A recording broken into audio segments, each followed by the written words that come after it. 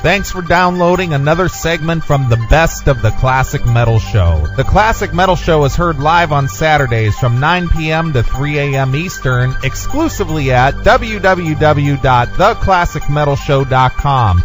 And now here's another piece of Classic Metal Show history on the Best of the Classic Metal Show. The Classic Metal Show.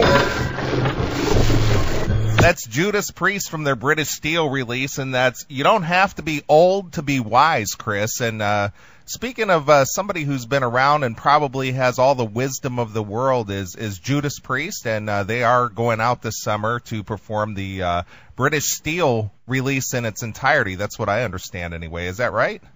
That's what I hear, right, man. Yeah. So on the phone for the first time on the Classic Metal Show, we want to welcome bassist Ian Hill. Welcome to the Classic Metal Show, Ian. Oh, thank you very much. It's we've never had you on the show, Ian. We've talked to your bandmates. We've had Rob on the show a couple of times, and we've had KK and Glenn on the show a couple of times, but we've never had the honor of having you on the show. So we've almost got the entire band in the CMS collection, so we're kind of happy about that. There you go. It was the first time for everything. Excellent. Well, Ian, obviously, man, 30 years since British Steel came out. Basically 40 years since you and KK started the band. I mean, when you look back, can you believe this much time has gone by? Oh, no, not really. I mean, when you look back, everything's sort of gone so quickly, you know. I think mainly because it's been such fun getting here, you know. It's been a tremendous trip, you know, from all those years ago, you know, starting out just a couple of school pals and seeing what you started all those years ago grow into what we have today, you know. It really has. It's been a tremendous trip. Sure. Now, Ian, this summer, I mean, obviously the big news is that you guys are doing British Steel in its entirety. What was it that made you guys decide that this was the right time, not only to do this album, because obviously with the 30 years, you know, coming up, that makes sense, but, you know, to really do it all out with the old costumes and the old look and the real nostalgia feel for this tour? Well, yeah. I mean, it's not just. I mean, the 30 years was what started it off. You know, somebody pointed out it's been 30 years since we started to write and record this. You know, but also when we started looking at the album itself, I mean, there's so many fans' favourites. I mean, evergreen set tracks on there. It's unbelievable. You know, there's only 3 or 4 of them on the album that we haven't played at one time or another. I mean, some of them we've played every year since the album was, you know, or every tour since the album was released, you know.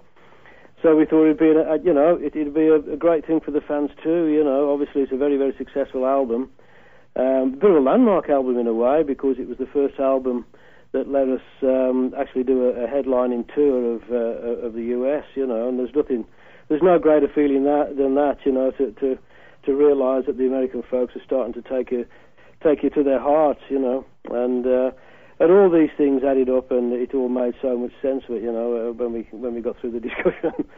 Right.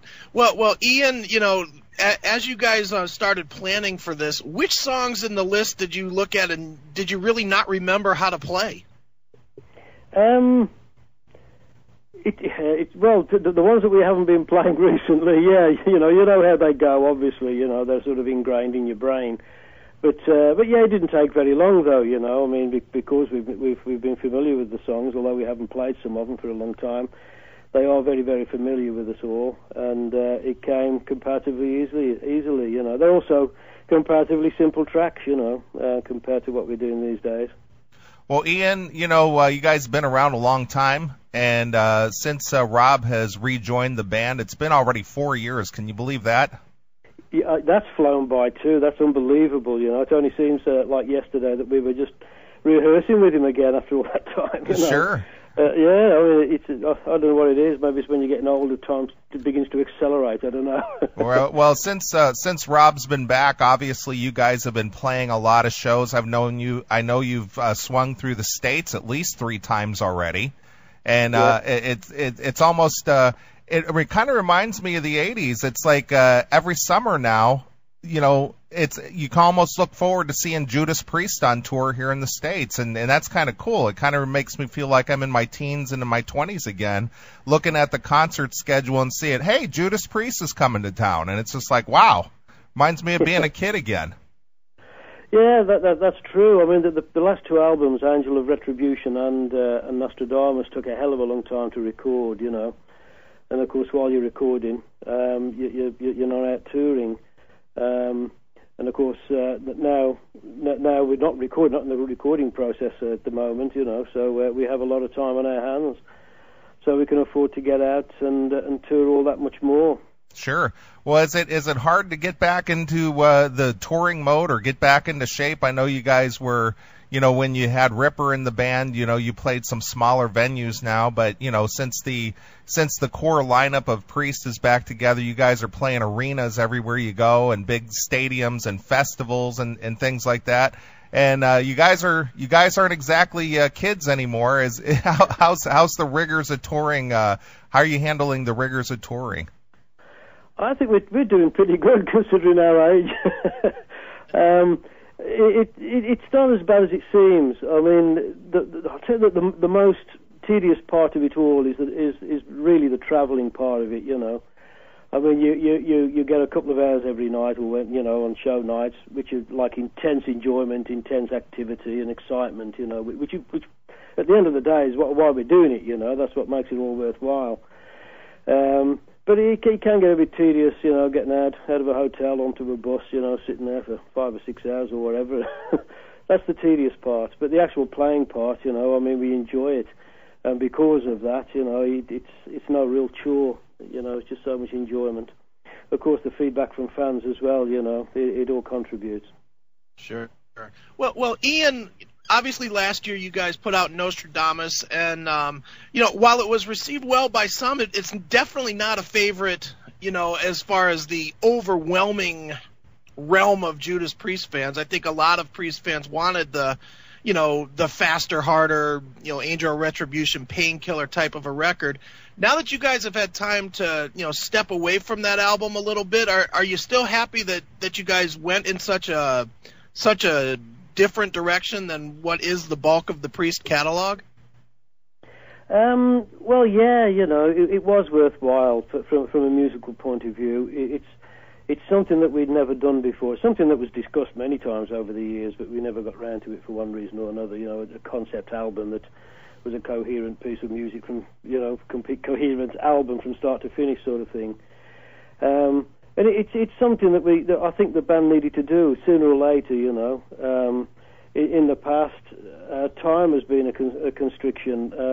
Record companies have been looking over your shoulder, wanting to know where the record is and things like that, But this time round, Sony BMG, absolutely gold, and they saw the potential of it, and they were behind us 100%, and just said, go ahead and do it. Doesn't really matter how long. And we went for it, Like I say, it did take a long time. It took a couple of years, really, from writing to the final mix. But it's something we needed to do, something that we had to get out of our system sooner or later. Personally, I think, from a musical point of view, it has a hell of a lot going for it. I don't think we were ever going to, sort of please all of our fans. You never do, We've had a couple of albums over the years, Turbo being one of them, that got mixed reviews.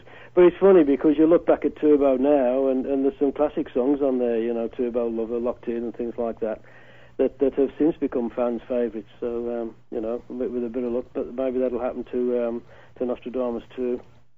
Sure. Now, Ian, we have a fan named Jim Bartek, and he has listened to Nostradamus every single day since it came out in its entirety. Is that just insanity or what? Oh, and he survived. Obviously, there's one fan that's taken it to his heart.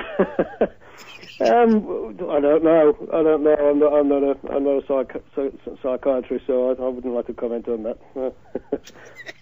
Well, Ian, I got to tell you, I'm looking forward to seeing Judas Priest out on the road this summer. I catch you every time you come through town because you never know when you guys won't be around anymore. So I want to remember all the good times and summer times with Judas Priest.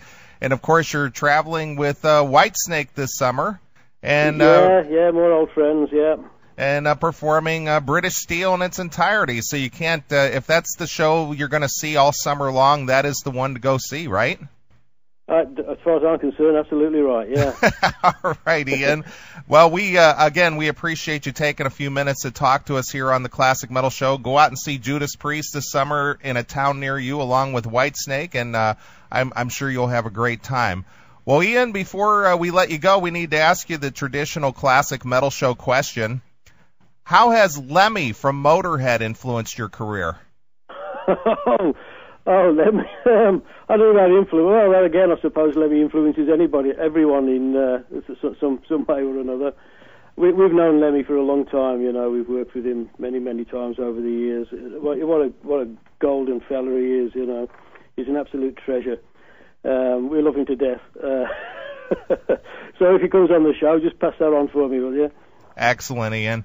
All right, Ian. Well, we always allow the artist to pick a closing song and maybe tell us a story about it. Is there something from maybe the Judas Priest catalog you'd like us to play?